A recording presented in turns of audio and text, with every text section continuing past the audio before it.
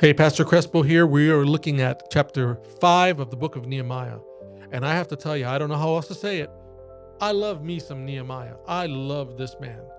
In chapter 5, we read of a problem that rose up where many of the Jews came to Nehemiah with a complaint. And they were saying, look, because of the taxes we have to pay, we have to provide food for the nobles and things. Our lives have been very hard. We have had to sell off our property. We've had to sell off our livestock. We've had to sell our lands. And finally, we've had to sell ourselves. We've indentured ourselves in slavery, so that we can be able to keep up with these demands from the nobles, and it's killing us. Well, the Bible says that when Nehemiah found out, boy, he was upset. And the Bible says that he rebuked the nobles for what they were doing. Now, rebuke is just a fancy word for telling them off. And he said, how can you expect God to bless when you're taking advantage of your own people?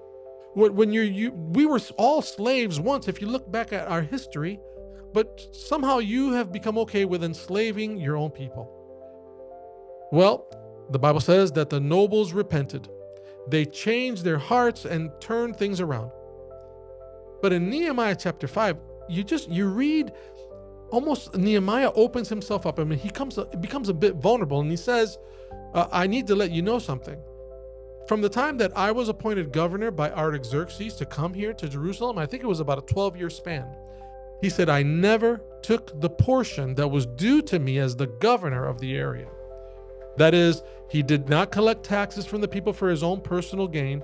He had things that they were supposed to do for him, provide certain food and things. He said, I didn't collect that from the people because their burdens were hard enough.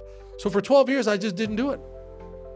And in verse 19, he says this, after sharing that personal part of himself, he says, remember for my good, oh my God, all that I have done for this people. Nehemiah was an amazing person. He loved his people and he refused to take advantage of them. Now, it was legal. If he would have done it, it would have been fine.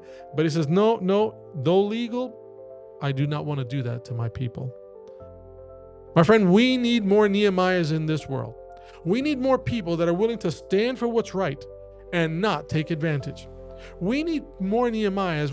We need people in this world who are willing to say, you know what?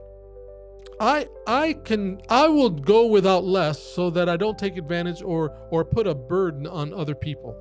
I'll take less so that other people can have more. Imagine what this world would look like if we had more Nehemiahs. Imagine what your world, your personal world would look like if you were more like Nehemiah. Be a Nehemiah in your world. Look out for the good of others rather than the good of yourself. Choose like Nehemiah to say, you know what? I don't want to be blessed by men. I would rather be blessed by God. You can make a difference in your world. Be a Nehemiah today. God bless you. We'll see you next time.